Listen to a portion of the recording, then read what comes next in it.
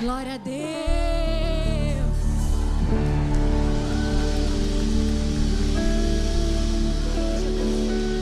Jesus, estamos juntos. Glória a Deus. Aí onde você está, feche teus olhos nessa hora e começa a louvá-lo, começa a adorá-lo. Continue nessa atmosfera. Diga a Ele que Ele é santo, maravilhoso, conselheiro, Deus forte, Pai da eternidade, Rei dos reis, Senhor dos senhores, aquele que era, aquele que é, aquele que há de vir,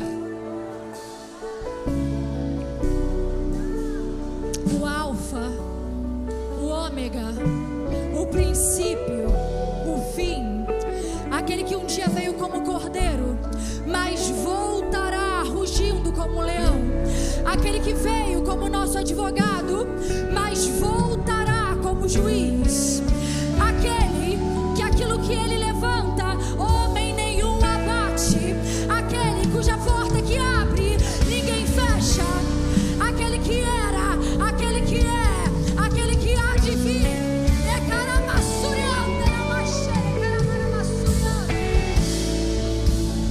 Maravilhoso, não há outro como tu, não há outro além de ti, aquele cujo tudo pode passar, mas a tua palavra,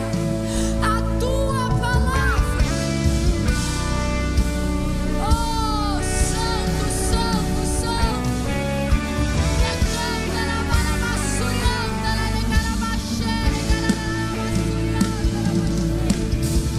seja exaltado, toda honra, toda glória, todo louvor a ti.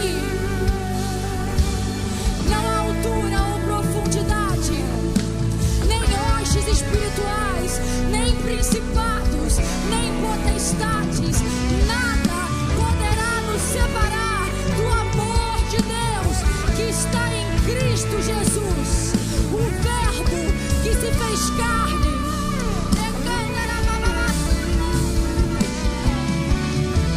Espírito Santo, tu és a pessoa mais importante nesse lugar.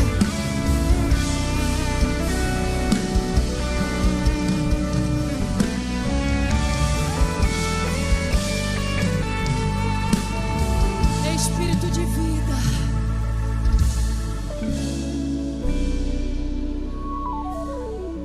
aquele que levou cativo o cativeiro, aquele cuja morte não pôde resistir, aquele que tomou as chaves em suas mãos e por meio do qual o seu sangue para a liberdade nos libertou, e todo aquele que nele crê será salvo pelo seu sangue poderoso. E agora toda amarra, toda cadeia, toda maldição, toda resistência, claro, agora sobre essa liderança, sobre esses voluntários, agora sinta o Espírito de Deus retornando com a paz na sua mente, em nome de Jesus.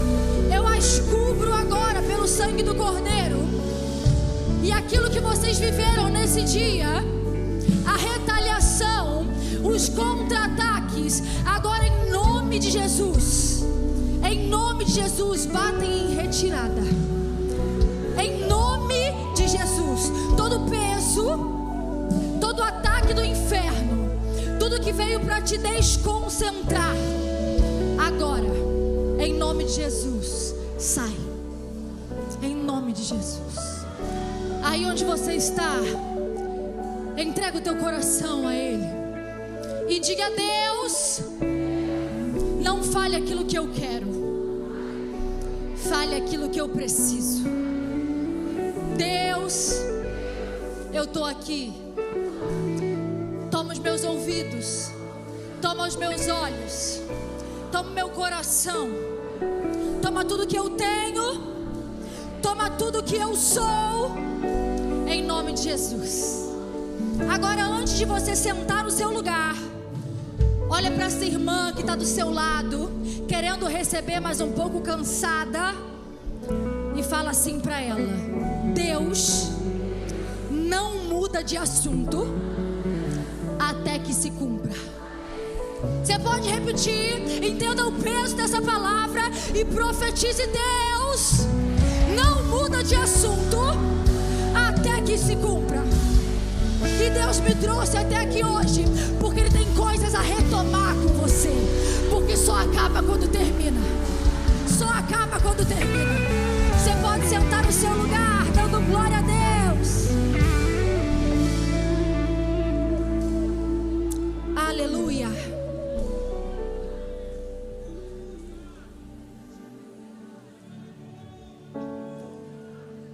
Gente, olha a imagem como é que fica lá em excelência, tá? Aqui é padrão excelência. Minhas amadas, eu sou Maria. É um prazer estar aqui com vocês hoje. E eu confesso que quando o Senhor começou a liberar essa palavra, eu fui muito confrontada, encorajada e despertada com essa palavra. É a primeira vez que eu vou ministrar essa palavra. Foi uma palavra que o Senhor me deu, de fato direcionada a você. E eu oro para que no nome de Jesus o Senhor venha tocar em lugares que de repente até hoje você considerava intocáveis.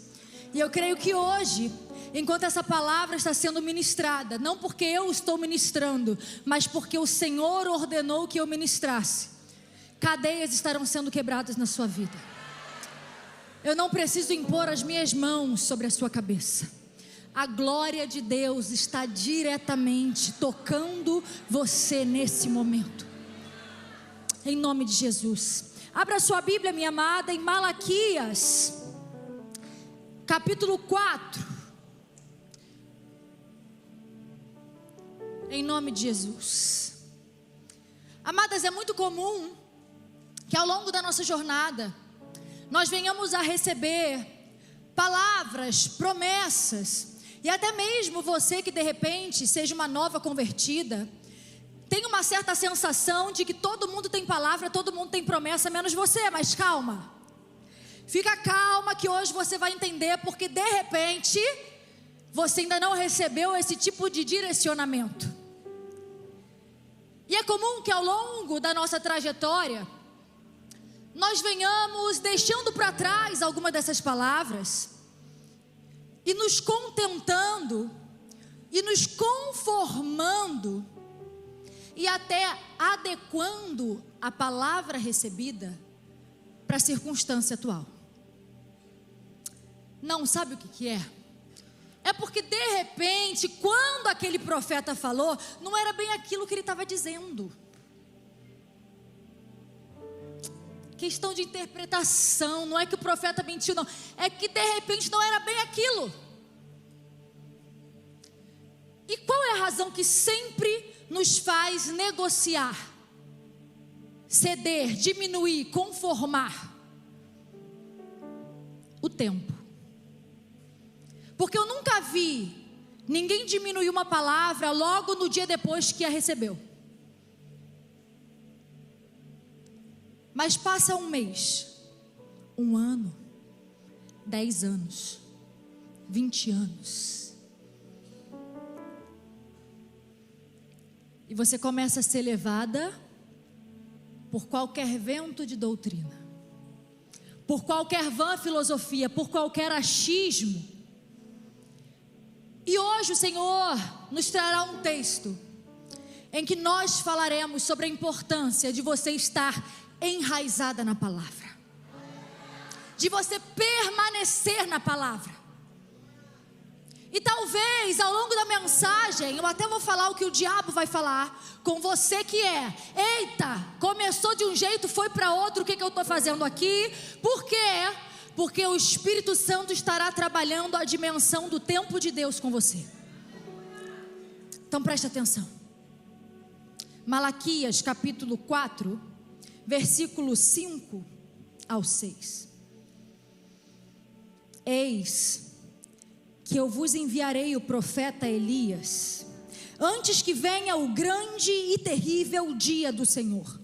Ele converterá o coração dos pais aos filhos e o coração dos filhos a seus pais, para que eu não venha a ferir a terra com maldição. Amadas, estamos aqui diante de um contexto da palavra em que estará encerrando a parte dos livros proféticos na Bíblia. E diante disso nós veremos que existiu uma série de acontecimentos pós-exílicos. O que é isso? De forma muito vulgar, dizendo de maneira muito simples, o povo foi levado em cativeiro por muito tempo. Então o povo por muito tempo conviveu com outro povo, foi exposto a uma outra cultura e principalmente o povo perdeu o seu templo. Todas as vezes em que o povo era levado em cativeiro e ia para outra nação, eles perdiam acesso àquilo que eles tinham em Israel, que era o templo. Diante disso, houve muito sofrimento, houve muita expectativa. Nós vemos Neemias, Esdras, toda aquela tentativa de reconstruir o templo. E aqui em Malaquias, nós veremos que finalmente esse templo foi reconstruído.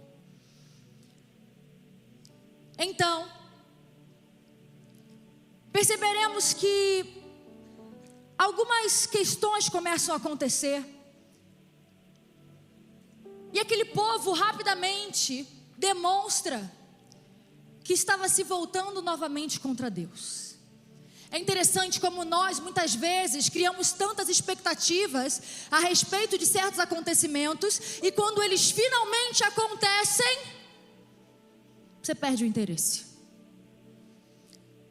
Aquele povo esperou por anos para que aquele templo fosse reconstruído. Aquele templo foi reconstruído, e então o profeta Malaquias começa a ser boca de Deus para falar sobre algumas perguntas que eles estavam se fazendo. Que perguntas eram essas? O Senhor diz: eu vos tenho amado. Mas aquele povo dizia: em que o Senhor nos tem amado? Quantas vezes você vem à igreja, está na igreja, serve na igreja, mas dentro de você há um questionamento: o Senhor me ama? Em que o Senhor tem me amado? Onde é que eu posso ver esse amor? E Deus então responde a esse povo dizendo: olha, vocês se lembram de Edom? Vocês se lembram do que eu fiz com Edom? Que era uma terra, uma nação que havia feito muito mal ao povo de Israel. E Deus disse: eu os destruí, e ainda que eles tentem se reerguer, eu nunca permitirei que eles se reergam. Que resposta estranha. E hoje Deus está respondendo a tua questão: em que o Senhor tem me amado? E Ele está dizendo: você se lembra? Você se lembra de onde eu te tirei? Você se lembra dos livramentos que eu te dei? Você se lembra de todos os dias que você se acorda e eu renovo o teu fôlego? Você consegue se lembrar? Toda idolatria, toda queda, toda adoração equivocada começa em uma coisa: na dúvida do amor de Deus. E essa dúvida vem quando você se esquece. Se Deus tivesse te esquecido, o diabo já teria te destruído há muito tempo. Ou você acha que com a tua cara o diabo vai? Ele não vai com a cara de ninguém, ele quer matar todo mundo, mas eu não. E então aquele povo disse: Senhor, o profeta está falando aqui que nós desprezamos o teu nome. Mas em que nós temos desprezado o teu nome? Sabe como? Aquele povo olhava para o altar de Deus, e o que eles ofereciam no altar era pão imundo, animais coxos,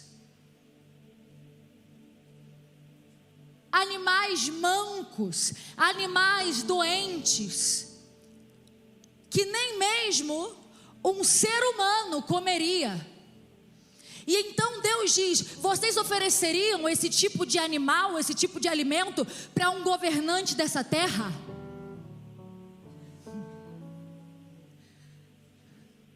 Por que você está entregando para Deus aquilo que você não entregaria para alguém que governa nessa terra? Por que você está entregando para Deus aquilo que nem homem aceita? Existia um protocolo de sacrifício, existia um protocolo de entrega.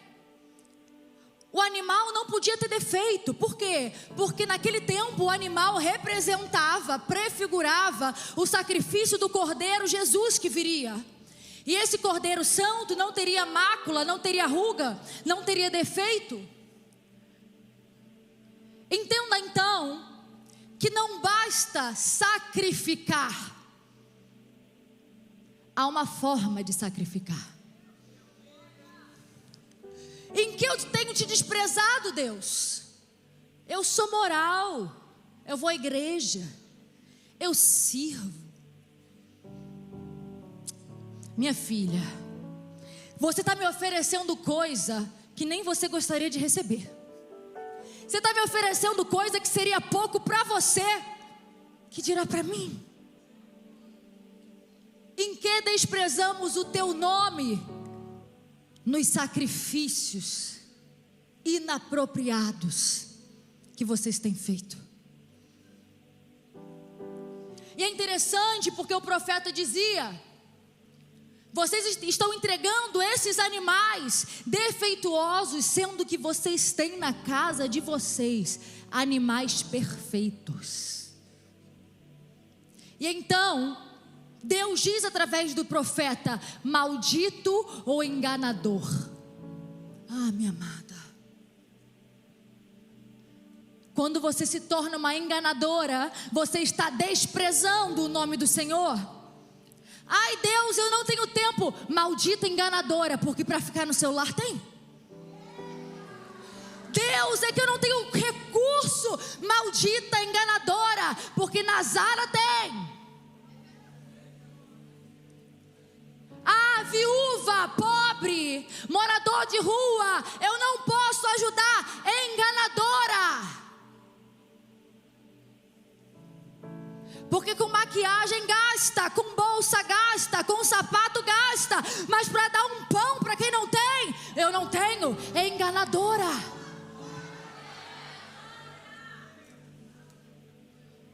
Ah, eu não estou ouvindo a voz de Deus. Ah, Deus, porque o Senhor não fala comigo? O que eu tenho feito? Maldita enganadora.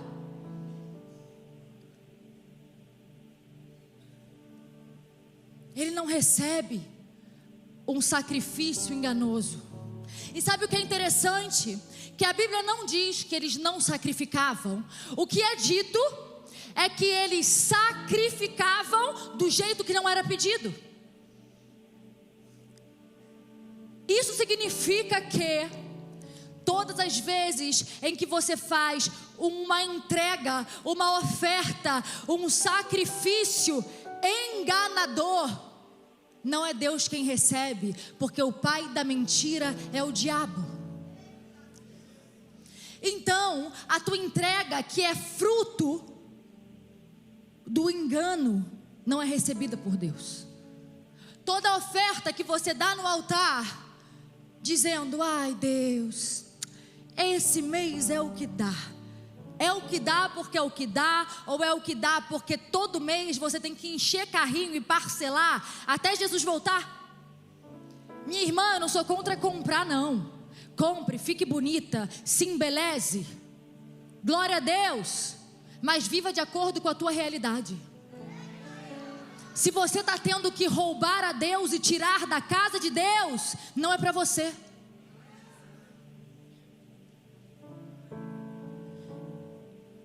É muito sério, porque o seu nível de intimidade com Deus não é medido pelo tempo que você tem de igreja, pela sua experiência, pelo seu cargo, mas pelo teu nível de sacrifício. A condição do teu sacrifício denuncia no mundo espiritual a sua identidade. Um sacrifício inapropriado é queimado por um fogo estranho que chega no céu dizendo: essa é enganadora.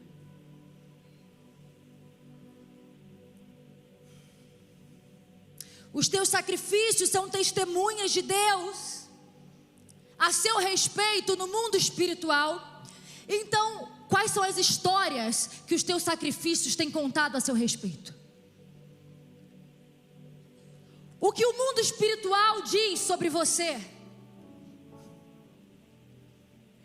Eis aí uma mulher enraizada, ou eis aí uma mulher levada por qualquer vento de doutrina? Eis aí uma mulher fiel, ou eis aí uma mulher enganadora?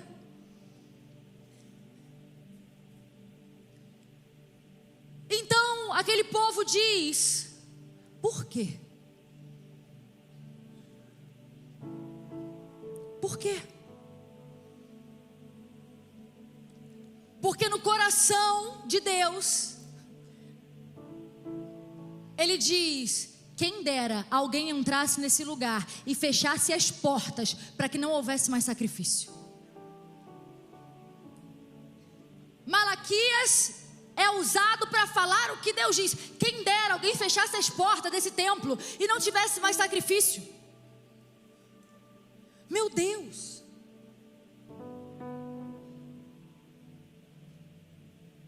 Que terrível é o Senhor preferir que a gente pare de sacrificar do que sacrificar da forma que a gente tem sacrificado. Minha irmã, se for dizimar, se for ofertar, só para mostrar que está vindo na frente, nem vem. Deus prefere que não sacrifique. Melhor, não tem fé, não sacrifica. Não sacrifica. É melhor não sacrificar do que sacrificar mal sacrificado. Muitas vezes isso não é só sobre dinheiro, mas o dinheiro fala bastante. Por quê? Porque onde está o seu tesouro, ali está o seu coração. A Bíblia poderia dizer: ou você serve a Deus ou ao diabo, mas a Bíblia diz: ou você serve a Deus ou a mamão, ou ao dinheiro. Por quê? Porque o diabo tem poder limitado. Ele só entra onde você dá legalidade. Mas o dinheiro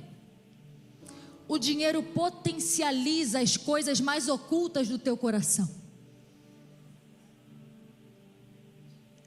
E você é muito mais perigoso e perigosa para você mesma do que o diabo. Porque o diabo, se você dá limite, o sangue está selando a tua vida e ele não toca.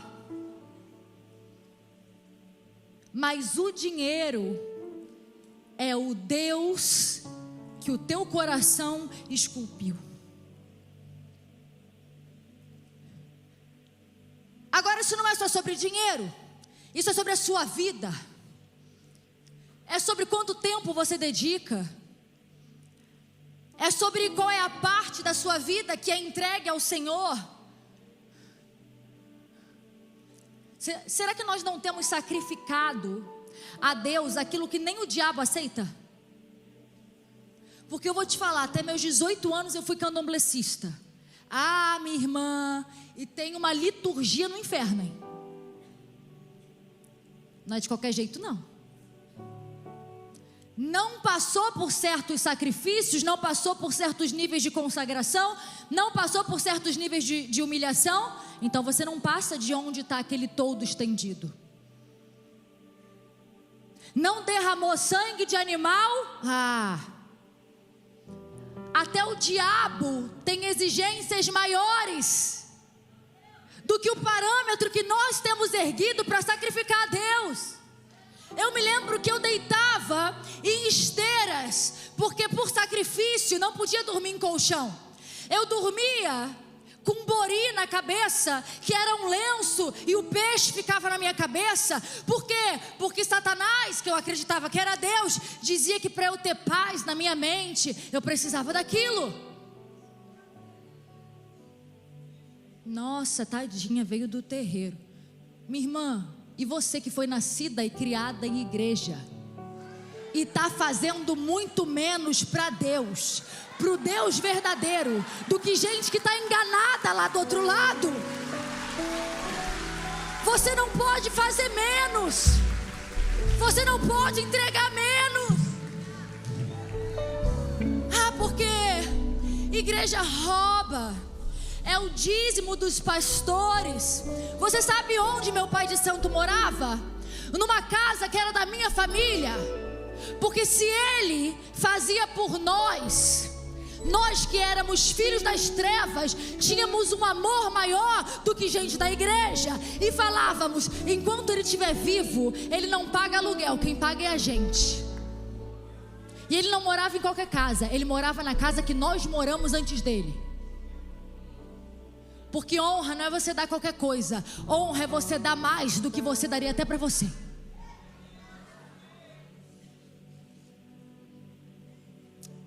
Não, porque esses crentes que dão dízimo, você sabia que tem mãe de santo que cobra 100 mil reais, 150 mil reais por mês para acompanhar espiritualmente alguém?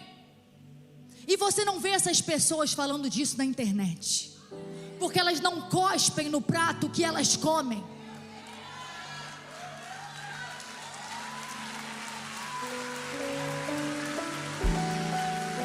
Eu dou dízimo, mas eu acho que dízimo é muito.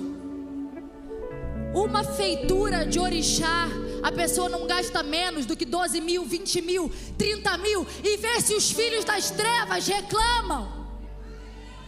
No ano em que eu me converti, eu me tornaria mãe de santo, e eu estava pronta para raspar minha cabeça.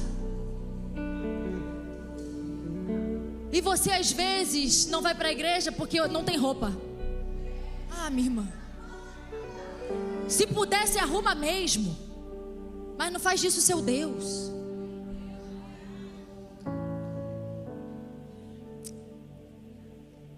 Aquele povo estava, segundo o profeta, roubando a casa do Senhor. Por que, Deus? Porque não temos prosperado? Não é Maria Luque dizendo, Bíblia. Por que, Deus? E ele diz, porque vocês são ladrões. Vocês têm roubado os dízimos da minha casa para o mantimento do meu templo e dos meus sacerdotes. Um segredo que eu aprendi com Deus é que há coisas que Deus nos dá para que nós desfrutemos, e nós temos que desfrutar sem culpa. Mas só é possível nós desfrutarmos sem culpa quando nós temos a convicção de que não estamos roubando nada de Deus. Há coisas que Deus te dá para você desfrutar, mas há coisas que Deus coloca na sua mão para Ele, para a causa dEle, para os dEle.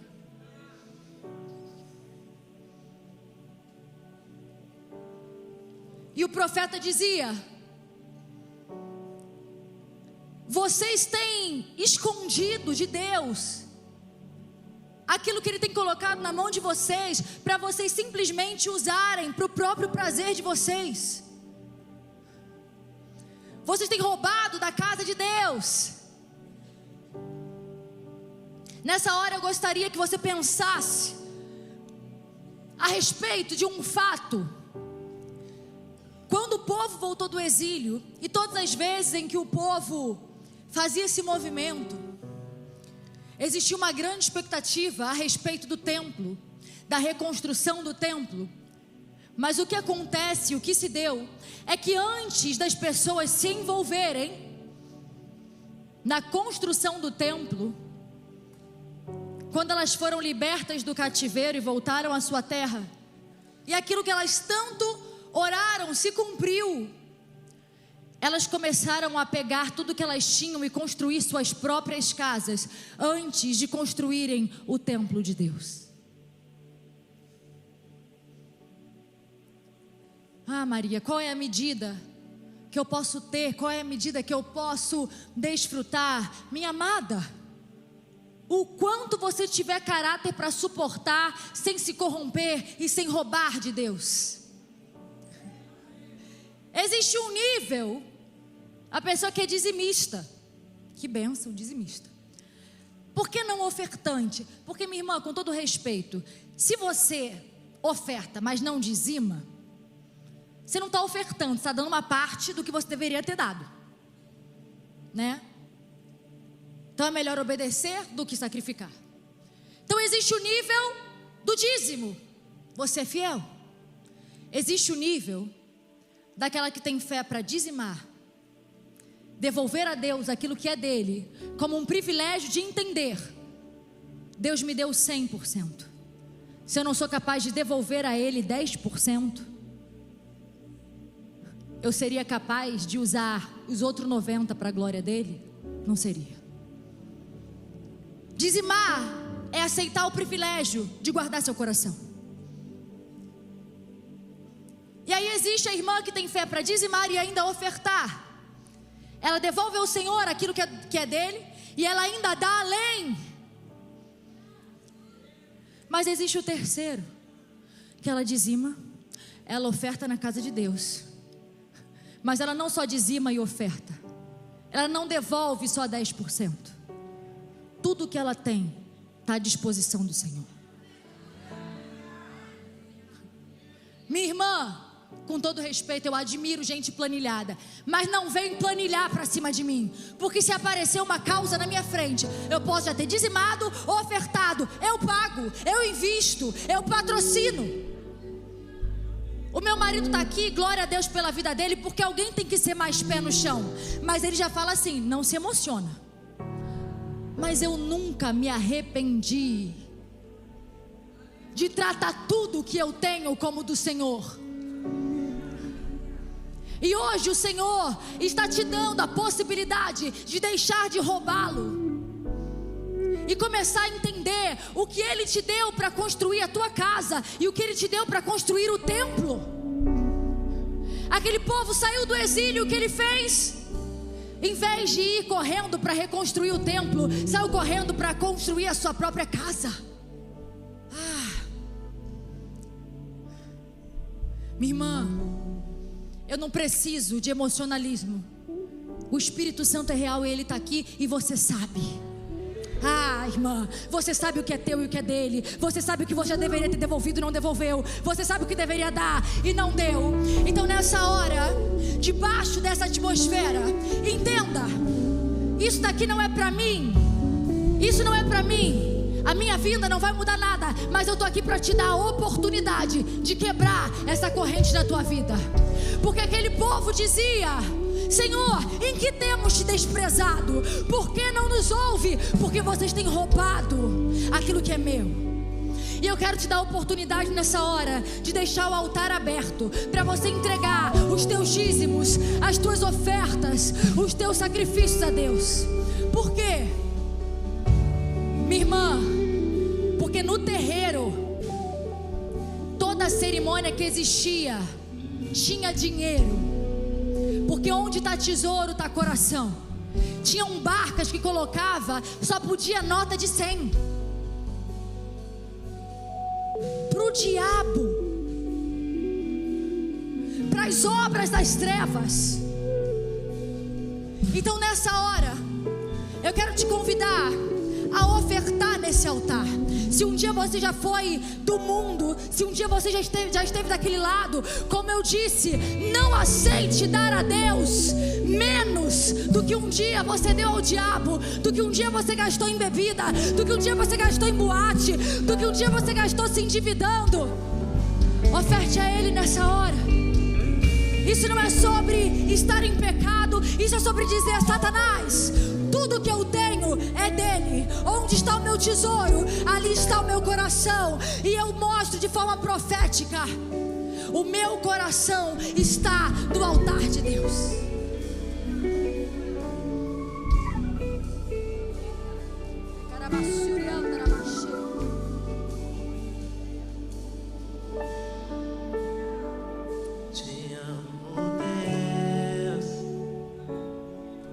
Tua graça nunca falha. Todos os dias eu estou em tuas mãos. Desde quando me levanto até eu me deitar. Vocês têm me enfadado quando vocês dizem em seus corações: inútil é servir a Deus, porque os ímpios parecem felizes.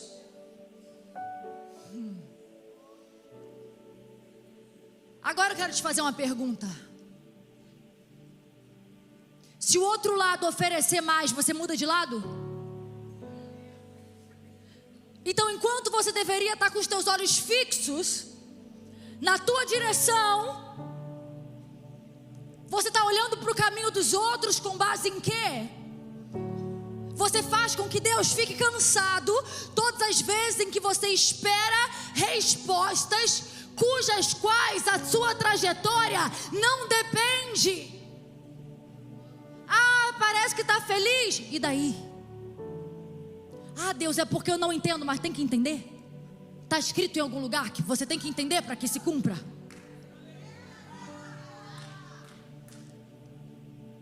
E o que eu quero que você entenda agora: Deus me trouxe até aqui para te dizer que muitas mulheres que estão aqui conhecem o Logos. O que é o Logos? Logos é a palavra de Deus revelada a todos. Logos é a Bíblia, Logos é a verdade. Mas há mulheres que ainda nunca experimentaram o Rema. E o que é o Rema? O Rema é uma palavra específica para uma pessoa específica, num tempo específico. E todas essas perguntas que esse povo fez foi porque na teoria eles conheciam uma promessa, mas na prática eles não tinham a experiência do Rema. Muitas vezes você está aqui em bando e você tem o Logos, você sabe o que a Bíblia diz, você sabe que na teoria Jesus vai voltar, mas na prática você não vive apontada para a volta de Jesus. O Rema nunca vai contradizer o Logos, mas nem todo mundo que conhece o Logos tem um Rema. E quando você não é enraizada no Logos, você não sustenta a visão do Rema. Ah, Deus, por que? Era o que o povo perguntou. Vocês se esqueceram. Ah, mas Deus não fala comigo. Às vezes Ele não fala mesmo. Como Logos, Ele fala o tempo todo. Mas como Rema, nem sempre. Sabe por quê? Porque Deus nunca vai te dar uma direção nova enquanto você não cumpriu a antiga. Então uma coisa é Deus não falar, outra é Deus não estar mudando de assunto. E Deus não muda de assunto até que se cumpra. Aí aquele povo fala: ué, e agora o que vai acontecer? Então o Senhor se voltou contra nós. E Malaquias diz: não, calma aí, se arrependam. Porque virá um dia e virá alguém. E quando esse alguém chegar, sabe aquela dúvida que vocês perguntaram? Por que tem gente que prospera, ímpio prospera? Ele fala: e naquele dia Deus separará E então a gente entra em Malaquias 4. E é dito: pois eis que vem o dia, e arde como fornalha. Todos os soberbos e todos os que cometem perversidade serão como restolho. O dia que vem os abrasará, diz o Senhor, de sorte que não lhes deixará nem raiz, nem ramo. Só que tem um porém: mas para vós outros que temem ao Senhor. Minha amada, eu profetizo que para vós outras as suas raízes permanecerão. Para vós outras que temem ao Senhor, as tuas raízes não serão arrancadas. Você vai permanecer, você vai sustentar a visão, você vai permanecer na palavra, você vai sustentar o rema, você não será arrancada.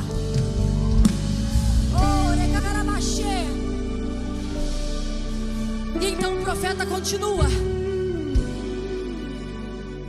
eis que eu vos enviarei o profeta Elias, antes que venha o grande e terrível dia do Senhor.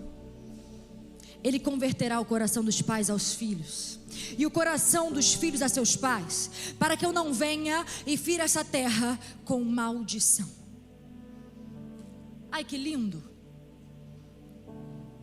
Só que depois disso, se você tem uma Bíblia e um modelo mais antigo, você vai ver que tem uma página em branco. Algumas têm até mais, mas foram diminuindo, acho que para economizar. O que é um erro, porque na Bíblia até o que não tem nada está dizendo alguma coisa. E nesse caso, depois de todo esse diálogo e depois de uma palavra, depois de uma profecia, vem uma página em branco. E essa página em branco representa cerca de 400 anos de silêncio profético. Há quanto tempo que Deus não usa profeta para falar com você? Um mês, já está desesperada. 1 ano, já vou desistir. 10 anos, já mudei a profecia porque acho que interpretei errado. Não quero ter crise de fé, vamos dar uma reduzida porque segundo os cálculos não bate.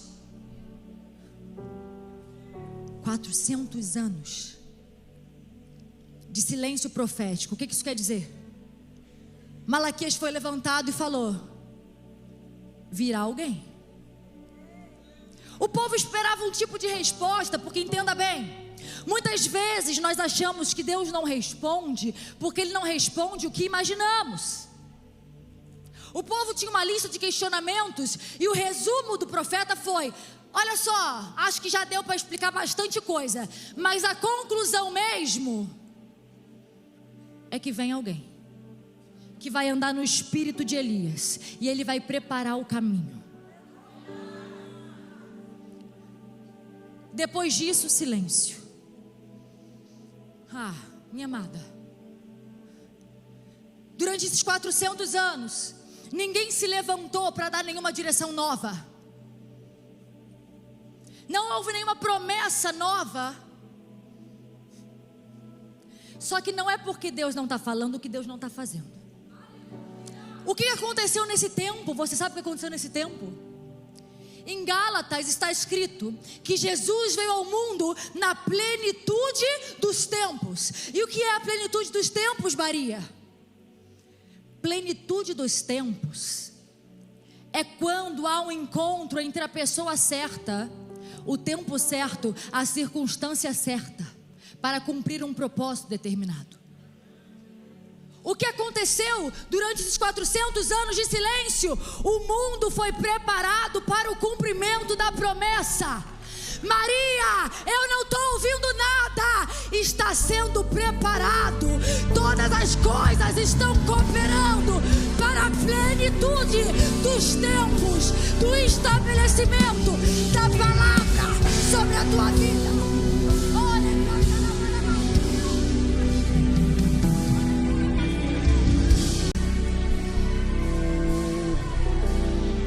Todas as coisas cooperam para o bem daqueles que amam a Deus e vivem segundo o seu propósito. Maria, perdão, minha amada, desculpa, tá? Deus abençoe. Maria, sabe o que é?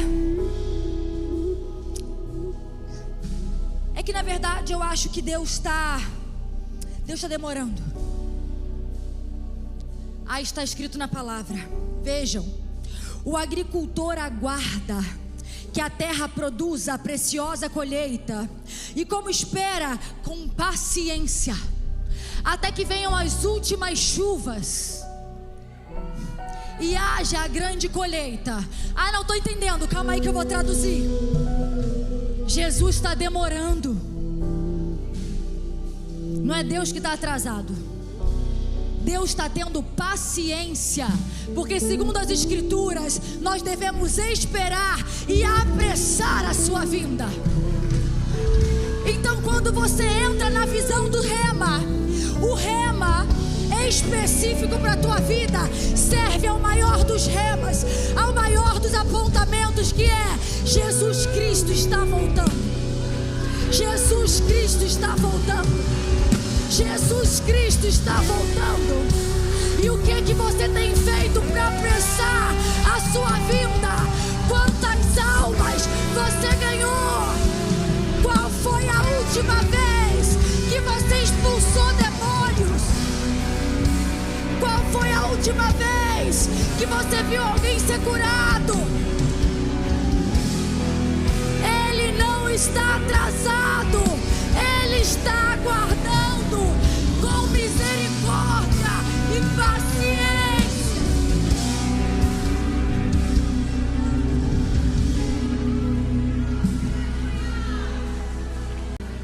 Aí quando você entende isso aqui, em vez de você reclamar, você fala assim: obrigada, Senhor, pela tua paciência.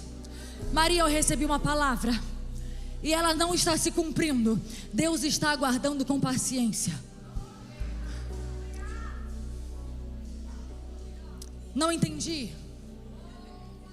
Eu não fui criada na igreja, mas eu me lembro desde muito nova que falavam assim: nos anos 2000 Jesus volta. No ano talvez de 2020 e tanto eu vou prosperar. Só que plenitude dos tempos não é medida dentro de um calendário humano. Não existe data que o homem possa concluir que Jesus irá voltar, porque não diz respeito a um calendário, mas diz respeito ao tempo oportuno, a um cenário preparado e propício para que se estabeleça. Maria, quando vai se cumprir? Minha irmã, quando o cenário vai estar oportuno? Recebi uma palavra de que eu vou ter um varão. Ah, mas tu ainda se veste assim? Fala assim? Vive assim? Provoca o cenário favorável. A Bíblia não fala que Jesus vai voltar no ano sei lá qual. A Bíblia fala de circunstâncias que irão apontar para o fato de que está chegando a hora. E segundo a Bíblia está escrito, existe uma grande colheita sendo aguardada. Ai, Maria, eu quero crer, mas ao mesmo tempo é tão difícil acreditar que Jesus está voltando porque tem tanto tempo. Ah, minha irmã, 400 anos de silêncio profético. Você não aguenta nenhum sustentando rema, porque não é enraizada no Logos. Ah, não entendi, ok. Não lê Bíblia, não ora, não jejua e quer conseguir crer que palavra de profeta se cumpre. Não tem raiz no Logos, não sustenta a visão do rema. Ah, mas qual livro você lê para pregar? Qual livro você lê para você saber? Qual livro lê? Por onde começa ministério? Bíblia? Vai ler a Bíblia. Devore a Bíblia. Ah, não entendo a Bíblia. Leia, porque a Bíblia é autoexplicativa. Não entendo. Pega o dinheiro que você gasta em roupa e gasta em comentário bíblico. Meu marido é testemunha. Eu tenho um patrimônio maior em livro do que em roupa. Deus é tão misericordioso que roupa eu vou ganhando. Porque meu dinheiro, minha irmã, eu tenho um comentário bíblico mesmo, daquele comentário bíblico, versão do comentário bíblico, porque eu sou limitada, mas eu não aceito, eu quero tudo. Tudo que tiver para mim. 400 anos. Quem é esse que viria? Será que aquele Malaquias era profeta mesmo? Aí chega alguém. O primeiro evangelho escrito cronologicamente foi o evangelho de Marcos. E adivinha como começa o evangelho de Marcos? Eis aí: envio diante da tua face o mensageiro, o qual preparará o caminho. 400 anos depois, será que Deus esqueceu? Será que o profeta era profeta? Será que ainda tem algo a ser cumprido? 400 anos depois, Deus fala: eis aí, eu coloco diante da tua face aquele que eu falei há 400 anos atrás. Deus não muda de assunto até que se cumpra. Eu quero palavra nova. Não, é aquela última que você recebeu. E enquanto não se cumprir, Deus não muda de assunto.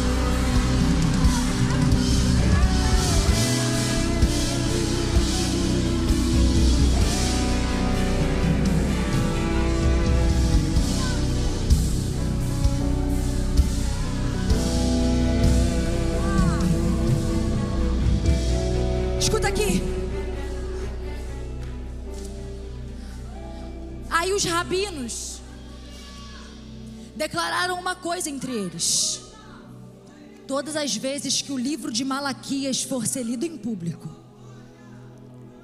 nós não vamos terminar onde ele acaba.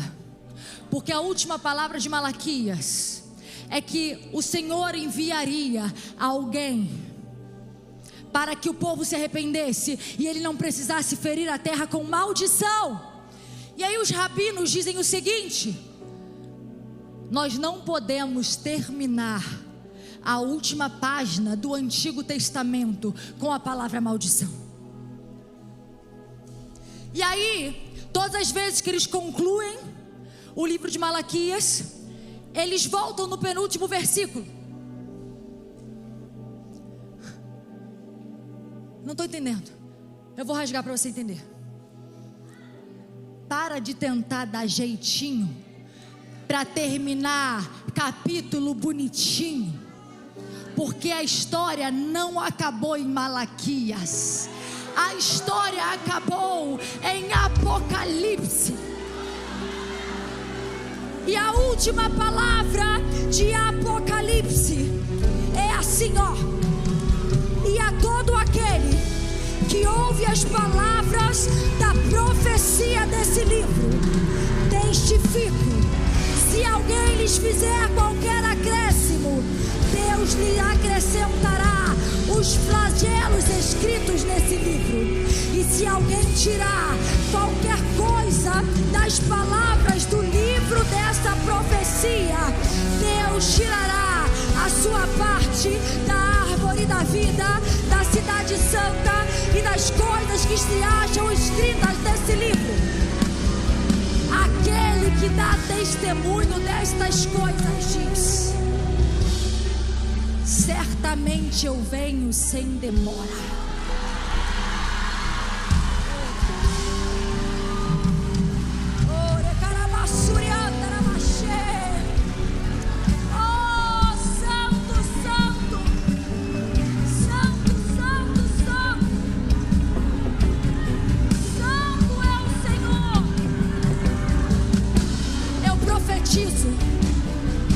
E se você crê nisso, você se coloca de pé. Que Jesus Cristo está voltando. E que a tua história não acaba em maldição. Só acaba quando termina. Só acaba quando termina. Se está no capítulo da maldição, não acabou. Certamente Ele vem. E sem demora. O Logos Verbo que se fez carne e habitou entre nós.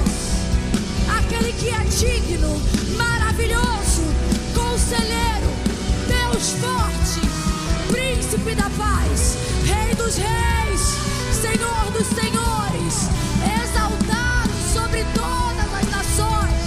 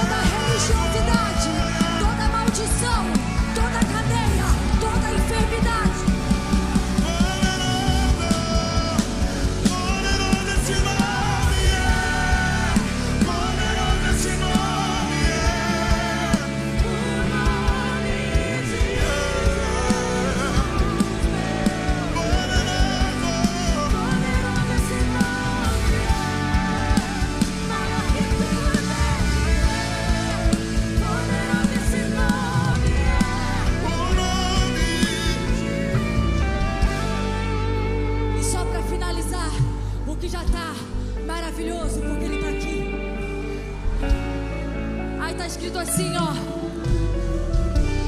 aquelas que não temerem ao Senhor, não vai sobrar nem raiz, mas aquelas que temerem, elas serão lembradas em um livro, em um memorial. Se por acaso o teu nome ainda não foi escrito nesse memorial de Deus, se por acaso hoje você está aqui e o Espírito Santo está te dizendo: confessa Jesus como teu Senhor e Salvador, Se você é essa pessoa, levanta a sua mão no seu lugar, eu quero orar por você. Glória a Deus, glória a Deus. Glória a Deus, glória a Deus, glória a Deus, glória a Deus. Você que levantou a sua mão, vem até aqui rapidinho, rapidinho, para não atrasar, mas a gente tem que fazer. Vambora, vambora. Você que está aí do lado dessa pessoa, dá a mão e vem. Dá a mão e traz.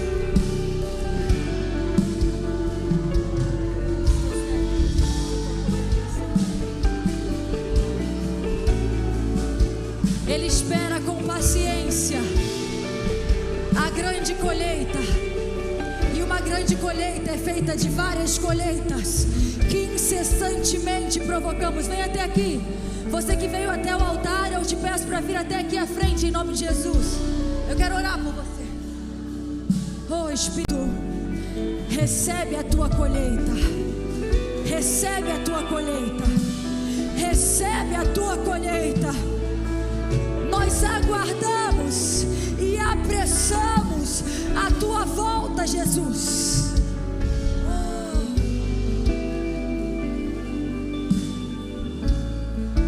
Aí onde você está, eu já vou embora, mas eu não posso roubar a colheita do Senhor. E você que está aí, sabe que o Espírito Santo está te chamando. Vai perder para o diabo até quando? Vem logo, em nome de Jesus. Vem logo, hoje acaba. Enquanto você vem andando profeticamente, o diabo sabe, perdi. Agora, se não tem humildade nem para sair do teu lugar, tem para quê? Vem. Não é porque eu estou chamando não. Se for por causa de mim, não vem. Ah, mas se o Espírito Santo estiver te chamando, eis que tudo se faz novo. Glória a Deus. Glória a Deus. Eu te repreendo, diabo. Onde você estiver segurando perna, cabeça, solta agora em nome de Jesus. Vem, vem, vem, vem, vem. O Espírito de Deus agora te soprando, soprando, soprando, soprando para esse lugar. Vem.